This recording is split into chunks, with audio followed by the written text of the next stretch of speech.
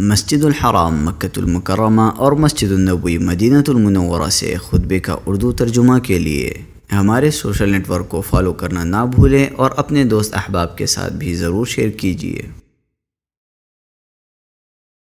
خطبہ جمعہ مسجد نبوی شریف بتاریخ 9 جمادی الاخر 1445 ہجری بمطابق 22 دسمبر 2023 عیسوی بعنوان قضاء و قدر پر ایمان، خطیب فضیلۃ الشیخ عبداللہ بن عبد الرحمن البوعیجان، ترجمہ و آواز نسیم سعید تیمی۔ تمام تعریفیں اس اللہ کے لیے ہیں جو اپنی قدرت سے سارے فیصلے لیے ہیں، اپنی حکمت سے تقدیریں لکھی ہیں اور ہر چیز اس کے ارادے اور مشیت سے ہی وقوع پذیر ہوتی ہے۔ وہی تمہارا پروردگار ہے، وہی ہر چیز کا خالق ہے، وہی ہر چیز پر قادر ہے، اپنی بندوں پر غالب ہے، وہی حکمت والا اور ہر چیز کی خبر رکھنے والا ہے۔ چنانچہ اسی کے لیے تمام تعریفیں ہیں، اسی سے ہم مدد مانگتے ہیں اور پناہ طلب کرتے ہیں، اسی پر ہم بھروسہ کرتے ہیں، اسی کی طرف ہم رجوع کرتے ہیں اور ہمیں اسی کی طرف لوٹ کر جانا ہے۔ میں گواہی دیتا ہوں کہ اللہ کے سوا کوئی سچا معبود نہیں، وہ تنہا ہے، اس کا کوئی شریک نہیں، اور میں گواہی دیتا ہوں کہ محمد صلی اللہ علیہ وسلم اس کے بندے اور امانت دار رسول ہیں، جنہوں نے رسالت پہنچا دی، امانت ادا کر دی، امت کی خیر خواہی فرمائی اور زندگی بھر کما حقہ اللہ کے راستے میں جہاد کرتے رہے تا قیامت سلامتی اور رحمتیں نازل ہوتی رہیں آپ پر، آپ کی آل پر، صحابہ کرام پر اور آپ کی سنت و سیرت کی پیروی کرنے والوں پر۔ حمد و صلوات کے بعد سب سے بہترین کلام اللہ کا کلام ہے، سب سے بہترین طریقہ محمد صلی اللہ علیہ وسلم کا طریقہ ہے، سب سے بہترین امور نئے ایجاد کردہ امور ہے اور ہر بدعت گمراہی ہے۔ اللہ کے بندو، یقیناً اللہ سبحانہ و تعالیٰ کی اطاعت سب سے بہترین منفعت اور بہترین کمائی ہے، اس کی رضامندی سب سے بہتر نفع اور مقصود زندگی ہے۔ جنت کو ناپسندیدہ چیزوں سے اور جہنم کو شہوتوں سے گھیر دیا گیا ہے، اور تمہیں تمہارے اجر قیامت کے دن پورے دیے جائیں گے۔ پھر جو شخص جہنم سے دور کر دیا جائے گا اور جنت میں داخل کر دیا جائے گا، یقیناً وہ کامیاب ہوگا۔ اللہ کے اوامر کو بجا لا کر اس کا تقوی اختیار کرو اور اس کے منع کردہ امور اور جزر و توبیخ والے کاموں سے باز رہو۔ ارشاد باری تعالیٰ ہے، اے ایمان والو، اللہ سے ڈرو اور ہر ایک کو یہ دیکھنا چاہیے کہ اس نے کل کے لیے کیا سامان کیا ہے، اور اللہ سے ڈرتے رہو جو کچھ تم کرتے ہو، یقیناً اللہ اسے پوری طرح باخبر ہے۔ اے لوگو، دنیا و آخرت کی سعادت مندی، رضائے الہی، کامیابی و کامرانی، امن و امان اور امید و رجا، ان سب کا دار و مدار ایمان پر ہے، اور ایمان کی حقیقت یہ ہے کہ زبان سے اقرار کیا جائے، دل میں اعتقاد رکھا جائے، جسمانی اعضاء کے ساتھ عمل کیا جائے، اور ایمان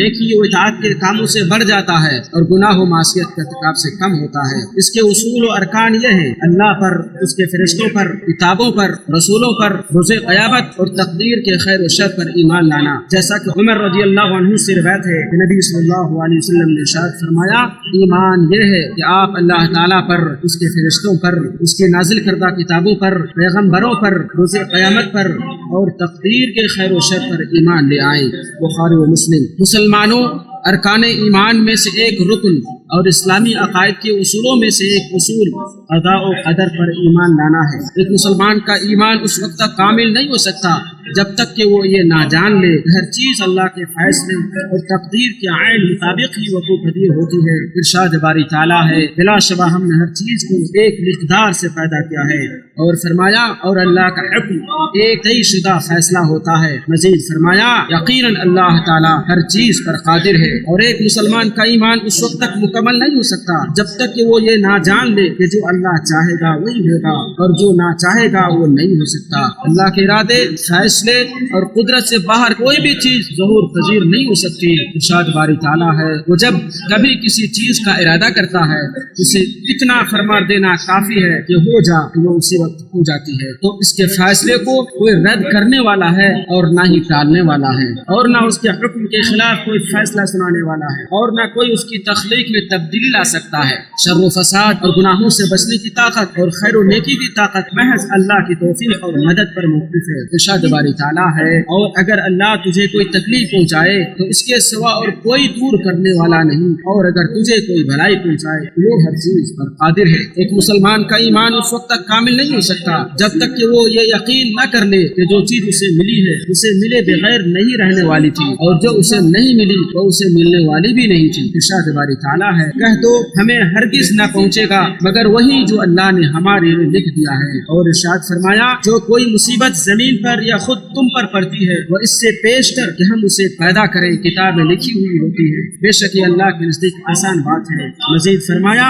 اللہ کے حکم کے بغیر کوئی مصیبت بھی نہیں آتی، اور جو اللہ پر ایمان رکھتا ہے وہ اس کے دل کو ہدایت دیتا ہے، اور اللہ ہر چیز کو جاننے والا ہے۔ اور جابر رضی اللہ عنہ سے روایت ہے، رسول اکرم صلی اللہ علیہ وسلم نے فرمایا، کوئی بندہ مومن نہیں ہو سکتا یہاں تک کہ اچھی اور بری تقدیر پر ایمان لے آئے اور یہ یقین کر لے کہ جو کچھ اس سے لاحق ہوا ہے چھوٹنے والا نہ تھا، اور جو کچھ چھوٹ گیا ہے اسے لاحق ہونے والا نہ تھا۔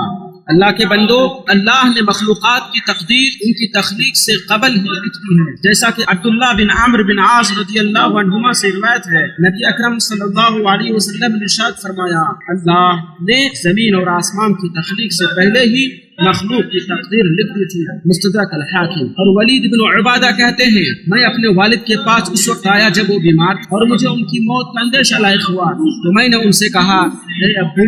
مجھے کوئی نصیحت خاص کیجیے۔ انہوں نے کہا، مجھے بیٹھاؤ۔ جب انہیں بٹھایا گیا انہوں نے کہا، میرے بیٹے تم ایمان کا مزہ چکھ ہی نہیں سکتے اور اللہ تعالیٰ کے بارے میں حقیقی معرفت اس وقت تک حاصل نہیں کر سکتے جب تک کہ تم تقدیر پر خواہ ہو خیر ہو یا شر ہو ایمان نہ لاؤ۔ میں نے کہا، ابو جان مجھے تقدیر خیر و شر کا علم کیسے حاصل ہوگا؟ انہوں نے کہا، تم اس بات پر یقین رکھو کہ جو تم سے چھوٹ گیا وہ تمہیں ملنے والا ہی نہیں تھا، اور جو تمہیں ملا وہ تم سے کبھی چھوٹ نہیں سکتا تھا۔ بیٹے میں نے رسول اللہ صلی اللہ علیہ وسلم کو یہ کہتے ہوئے سنا ہے، اللہ تعالیٰ نے سب سے پہلے قلم کو پیدا کیا اور اس سے کہا لکھو۔ جب اللہ نے اس کو حکم دیا تو اس نے لکھنا شروع کر دیا، یہاں تک کہ قیامت تک جو بھی پیش آنے والا ہے اس کو لکھ دیا۔ میرے بیٹے اگر تمہاری موت اس حالت پر آئے کہ تمہارا ان چیزوں پر ایمان نہ ہو تو تم جہنم میں داخل ہوگے۔ مسند احمد۔ لوگوں، قضاء و قدر پر ایمان میں یہ بھی داخل ہے کہ آدمی یہ عقیدہ رکھے کہ قضاء و قدر کی کڑواہٹ و شیرینی اور خیر و شر اللہ رب العالمین کے ارادے،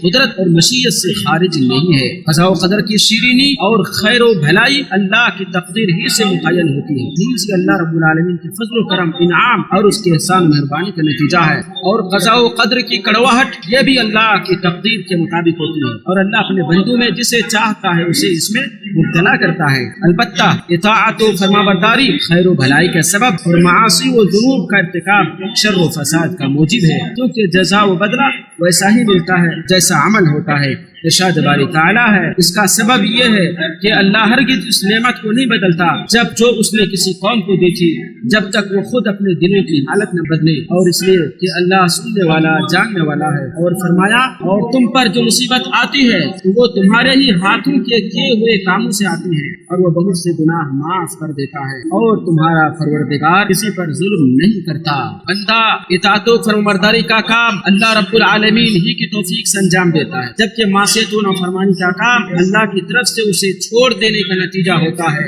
اور سعادت مند وہی ہوتا ہے جس کے لیے سعادت مندی و خوشبختی پہلے ہی مقدر ہو چکی ہے، اور بدبخت وہ ہے جس کے لیے بدبختی پہلے ہی مقدر ہو چکی ہے۔ ابن مسعود رضی اللہ عنہ سے روایت ہے، وہ کہتے ہیں کہ رسول اللہ صلی اللہ علیہ وسلم نے ہم سے خطاب فرمایا، جو صادق و مصدوق ہیں یہ انسان کا نطفہ ماں کے پیٹ میں 40 دن یا 40 رات تک جمع رہتا ہے، پھر وہ خون کی بن جاتا ہے، پھر وہ گوشت کا لوتھڑا ہو جاتا ہے، پھر اس کے بعد فرشتہ بھیجا جاتا ہے اور اسے 4 چیزوں کا حکم ہوتا ہے، چنانچہ وہ اس کی روزی، اس کی موت، اس کا عمل اور یہ کہ وہ بدبخت ہے یا نیک بخت، یہ سب لکھ لیتا ہے۔ پھر اس میں روح پھونکتا ہے اور تم میں سے ایک شخص جنت والوں کے سے عمل کرتا ہے، اور جب اس کے اور جنت کے درمیان صرف ایک ہاتھ کا فرق رہ جاتا ہے تو اس کی تقدیر غالب آ جاتی ہے اور وہ دوزخ والوں کے عمل کرنے لگتا ہے اور دوزخ میں داخل ہو جاتا ہے۔ اسی طرح ایک شخص دوزخ والوں کے عمل کرتا ہے اور جب اس کے اور دوزخ کے درمیان صرف ایک بالشت کا فاصلہ رہ جاتا ہے تو تقدیر غالب آتی ہے اور جنت والوں کے کام کرنے لگتا ہے کہ جنت میں داخل ہو جاتا ہے۔ بخاری و مسلم۔ اللہ رب العالمین قرآن کریم کو ہمارے لیے بابرکت بنائے اور ان کے اندر جو احکام، جو عبرتیں اور نصائح اور دروس ہیں ان سے ہمیں فائدہ پہنچائے۔ اللہ سے مغفرت طلب کرو، میں بھی مغفرت طلب کرتا ہوں، وہ بہت زیادہ معاف کرنے والا اور بخشنے والا ہے۔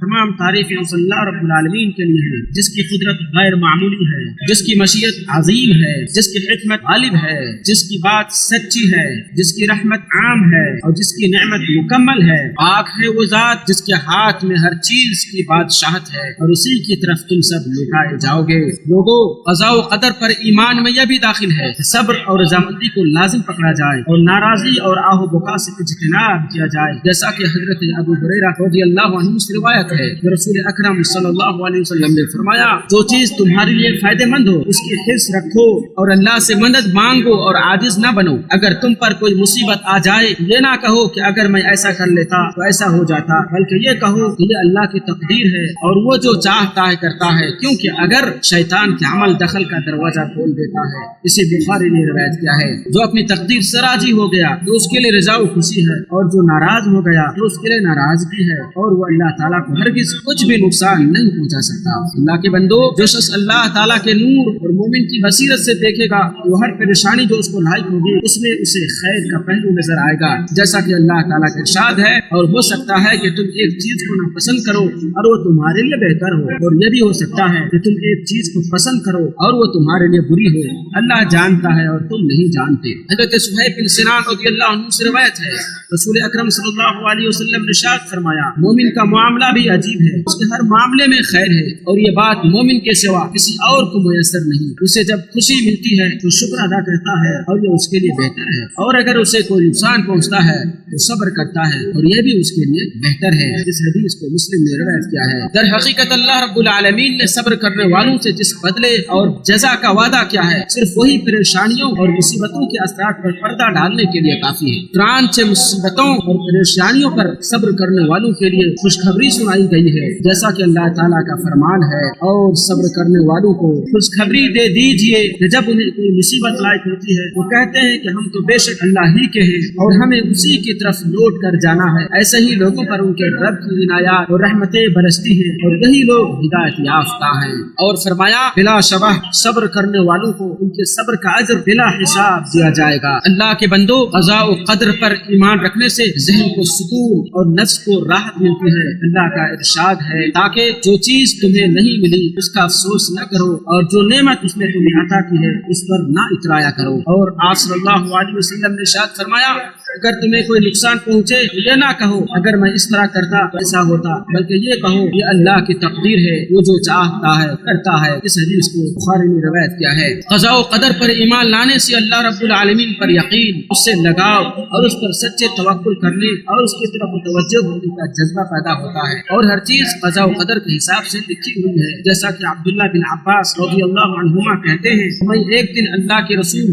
صلی اللہ علیہ وسلم کے پیچھے سوار تھا کہ اسی درمیان آپ نے فرمایا، اے لڑکے، میں تمہیں کچھ باتیں سکھانا چاہتا ہوں، اللہ کے حقوق کی حفاظت کرو، اللہ تمہاری حفاظت کرے گا۔ تم اللہ کے حقوق کا خیال رکھو، اللہ کو اپنے سامنے پاؤ گے، اور جب مانگو تو اللہ ہی سے مانگو، اور جب مدد طلب کرو تو اللہ ہی سے مدد طلب کرو، اور اس بات کو جان لو کہ اگر تمام مخلوق بھی تمہیں فائدہ پہنچانا چاہے تو تمہیں اتنا ہی فائدہ پہنچا سکتی ہے جتنا اللہ نے تمہارے لیے لکھ دیا ہے، اور اگر سب مل کر بھی تمہیں نقصان پہنچانا چاہے تو تمہیں اتنا ہی نقصان پہنچا سکتے ہیں جتنا اللہ نے تمہارے لیے لکھ دیا ہے۔ قلم اٹھا لیے گئے اور صحیفے خشک ہو گئے ہیں، اور جان لو کہ مدد صبر کے ساتھ ہی آتی ہے، اور کشادگی تنگی پر آتی ہے، اور یہ کہ مشکل کے ساتھ ہی آسانی ہے۔ اس حدیث کو ترمذی نے روایت کیا ہے۔ اے اللہ، تو ہمیں اپنے فیصلے پر راضی اور مطمئن ہونے والوں اور تقدیر کے سامنے سر تسلیم خم کر دینے والوں میں سے بنا دے۔ اے اللہ، ایمان کو ہمارے دلوں میں محبوب بنا دے اور مزین کر دے، کفر و فسق اور نافرمانی کو ہمارے نزدیک مقبول بنا دے، اور ہمیں ہدایت یافتہ لوگوں میں شامل فرما۔